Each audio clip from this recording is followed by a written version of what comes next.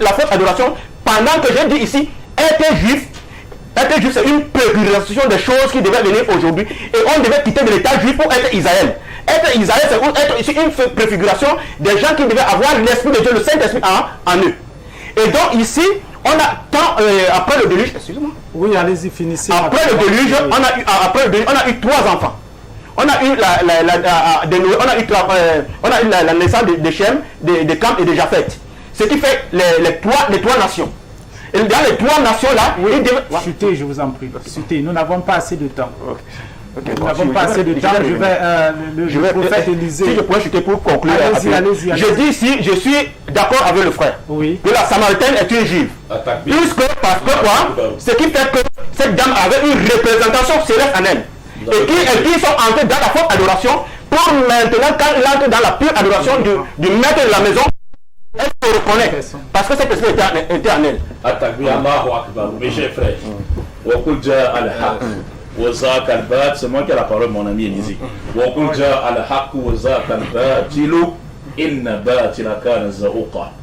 Je remercie, n'est-ce pas, le pasteur de m'avoir donné raison. Et ça, ce que majoritairement, généralement, les pasteurs ne le font pas. Et je salue vraiment sa sincérité. C'est un truc de sincérité. Malgré que d'autres voient la vérité, mais je cherche toujours à faire comme ça là. La femme samaritaine que Jésus voulait sauver en disant le salut de ces gens-là. Je répète encore, mais on ne revient même plus sur ce verbiage. Le pasteur, ils ont déjà compris. Le temps de rappeler également aux téléspectateurs qu'ils peuvent participer à l'émission en appelant au numéro 658 93 52 15. Alors, Emmanuel, vous pouvez continuer. Je dis ceci, la parabole vigneron homicide, mes chers frères, le maître de la maison c'est Dieu. Je veux qu'après, les pasteurs me contredisent. Le maître de la maison c'est Dieu. Le champ de vie c'est le monde. Oui, je crois qu'on a un appel. On a un appel d'un téléspectateur qui s'appelle Abdou. Abdou, c'est ça? Bonjour, je salue tout le monde sur ce plateau. Je réponds au nom de Anno Oumarou, j'appelle du Tchad, plus précisément ici à Djamena. J'ai une question adressée au pasteur qui est là sur le plateau avec vous. Je vous écoute. Ma question c'est concernant le salut. Moi j'ai quelque chose qui me carotte dans la tête. Il y a certaines personnes qui se disent croyants, mais une conception sur laquelle qui pense que le salut, on peut l'avoir des religieux musulmans et des chrétiens aussi. Peu importe. Que ce soit vous êtes musulman, vous aurez votre salut. Si vous êtes chrétien, vous aurez aussi votre salut. Il y a plein de gens qui ont cette conception. Donc je demande au pasteur là, qu'est-ce qu'il pense de cette théorie. Merci beaucoup. Voilà, nous allons, avant de répondre à cette question, l'imam va détailler la parabole de vigneron. Voilà. Le maître de la maison, mes chers frères, c'est Dieu. Le champ de vignes, c'est le monde. Les vignerons à qui Dieu a donné la loi qui représente les vignes, les vignerons, c'est les enfants d'Israël. Les serviteurs envoyés vers eux étaient des prophètes. Ils tuaient, lapidaient et chassaient. C'est pour ça que Jésus, dans Matthieu 23, 37, Jérusalem, Jérusalem, toi qui tues, lapides ceux qui te sont envoyés, combien de fois ai-je voulu te rassembler comme une pour rassembler? C'est pour ça que tu ne l'as pas voulu. Le Fils maintenant, c'est Jésus. Mais les pasteurs vont se sentir à l'aise pour dire, ils m'ont appelé enfin Jésus, Fils de Dieu. C'est parce que la parabole a commencé par il y avait un homme. Parce que parabole veut dire une manière de parler par image. On dit il y avait un homme, c'est normal qu'en bas on dit quoi? Fils. Parce qu'il n'y a que l'homme pour avoir des fils. Donc c'est deux parenthèses. C'est Jésus. Maintenant, la grande question était, le maître de la maison a-t-il envoyé son fils vers les vignerons pour sortir sa part ou pour se faire tuer? Nul doute que la mort du fils était réservée par qui? Les vignerons. Et c'est vrai. C'est pour ça, la Bible dit les scribes et les pharisiens cherchaient un moyen de tuer Jésus à l'issue de la foule. Satan rentrait dans Judas. C'est pas Dieu qui rentre dans Judas, hein? Ni le Saint-Esprit, c'est Satan. Comment l'acte qui vient de Satan peut devenir un acte salvateur pour nous, pour l'humanité. Un acte qui vient de Satan. Hein? Donc ici on dit, Satan rentrait dans Judas. Et Judas alla s'entendre avec les principaux sacrificateurs de la manière de devoir livrer, n'est-ce pas, son maître, moyennement une somme d'argent. Donc ici nous comprenons, mes chers frères, que Dieu n'avait jamais envoyé Jésus pour se faire tuer. Mais la mort de Jésus était réservée par les Juifs incrédules qui ne voulaient pas accepter, n'est-ce pas, la parole de Dieu était dépositée et transmise de la part de Dieu. C'est comme si nous envoyons un enfant pour nous chercher du pain à la boulangerie. Il ne fait pas attention, la voiture le prend.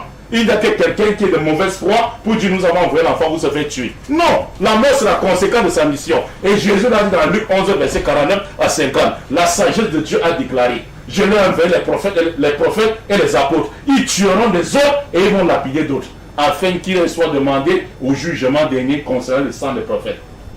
Dieu n'a jamais envoyé ce prophète pour se faire tuer. Bien, prophète Élisée, il y a une question qui vous a été posée. Je vais commencer à répondre par le téléspectateur qui nous vient du Tchad. Je pense que c'est Monsieur Oumarou, je vous salue au nom de Jésus. Ce que je voudrais vous répondre, c'est que aucune dénomination ne peut amener quelqu'un au salut. La seule chose qui amène au salut, c'est la vérité. Jean chapitre 8, verset 32. Vous connaîtrez la vérité et c'est cette vérité qui vous affranchira. Mais d'où viendra cette vérité, mes bien-aimés frères? D'où viendra cette vérité? On est entré dans la polémique de Samarie juif, Samarie juif. On n'est pas dans cette polémique, bien-aimés frères. Parce que l'imam Mokhtar, historien de son état que j'apprécie, a bien dit que Israël s'était divisé en deux. J'ai dit merci, c'est ça. Il y avait Juda d'un côté et Samarie d'un côté. Mais vous remarquerez une chose. D'où viennent ce peuple? Ils viennent de Abraham, Isaac, Jacob, qui est la troisième génération. Donc vous comprenez pourquoi la femme samaritaine devait appeler Jacob son père. C'est après Jacob qu'il y a eu division. Ce n'était pas avant Jacob. Donc les Samaritains sont les enfants sont les petits enfants de Jacob, de même que les Juifs sont les petits enfants de Jacob. Mais Jésus dit le salut, ça vient des Juifs. Le salut vient des Juifs et retenez cela. Et je vais vous le prouver. Il me reste quelques trentaines de secondes. Je vais dire rapidement dans le livre d'Ésaïe 35. Parce que c'est là où on commence. Il dit, dites, oui. Verset 4, je finis, je vais chuter. Oui. Dites à ceux qui ont le cœur troublé, prenez courage, ne craignez point. Voici votre Dieu. La vengeance viendra, la rétribution de Dieu. Il viendra lui-même. Dieu viendra lui-même et vous sauvera. Dieu viendra lui-même et vous sauvera. Imam Mokhtar, vous avez répondu Amen. Ça dit comme vous êtes d'accord avec ce qu'il a dit. Non, parce que le texte est vrai. Mais il n'a rien compris du texte. Je commence même par là. Quand on dit que Dieu vit, les pasteurs ont une mauvaise conception de Dieu, que Dieu vit dans les mouvements de monter et descendre et fait les rapports comme nous. Et ça, c'est une foi païenne. Ça, c'est une fois, on le connaît chez dans la mythologie gréco-romaine, ils avaient 13 000 dieux, pensaient que les rois et les fils des rois étaient des dieux et les fils de Dieu. Non, quand on dit que Dieu vient chez les Hébreux, pasteur, ça ne veut pas dire venir sur la forme physique. Je prends un exemple pour que vous compreniez. Luc chapitre 7, verset 14 à 17. On passe après de Jésus avec le cercueil d'un garçon. Jésus, n'est-ce pas, alla près du cercueil. Et il a imploré Dieu, le jeune homme se mit debout. Et il a rendu à sa mère. À la vue du miracle que Jésus avait fait, la foule des Hébreux, des Juifs, ils ont crié à haute voix. Un grand prophète a apparu parmi nous. Et Dieu a visité son peuple.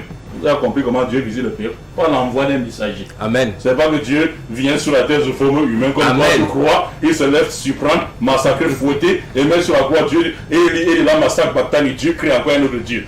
Si le Dieu peut encore à qui? Mon Dieu, pourquoi m'as-tu abandonné? Dieu m'a fait 3 jours pendant que Satan se balade, n'a même pas de temps sur toute la surface de la terre. C'est votre foi. Donc, pasteur, je vous ai carrément hors jeu du salut. Donc maintenant, je reviens vous dire ceci, que la vérité, vous connaissez la vérité, c'est vrai. C'est Jean 8, 32 s'adresse à vous. J'ai dit ceci, quand le pasteur, ça c'est la 3e fois qu'il répète. Il dit ceci, le salut viendra des Juifs. Si le salut vient des Juifs, pasteur, et que tu comprends, parce qu'on a déjà dit, Jésus parle des saluts de leurs frères, du nord qui viendra, de leurs frères du sud, tu comprends par humanité, pourquoi Jésus dira encore dans la prophétie. de Matthieu chapitre 21 à partir du verset 43 à 44, le royaume de Dieu vous sera enlevé et donnera une autre nation qui en produira les fruits. Le royaume de Dieu vous sera enlevé à qui? À Israël. Amen. Voilà, et donnera une autre nation. La fois passée, j'ai demandé au pasteur. Venez les pasteurs nous dire quelle nation Jésus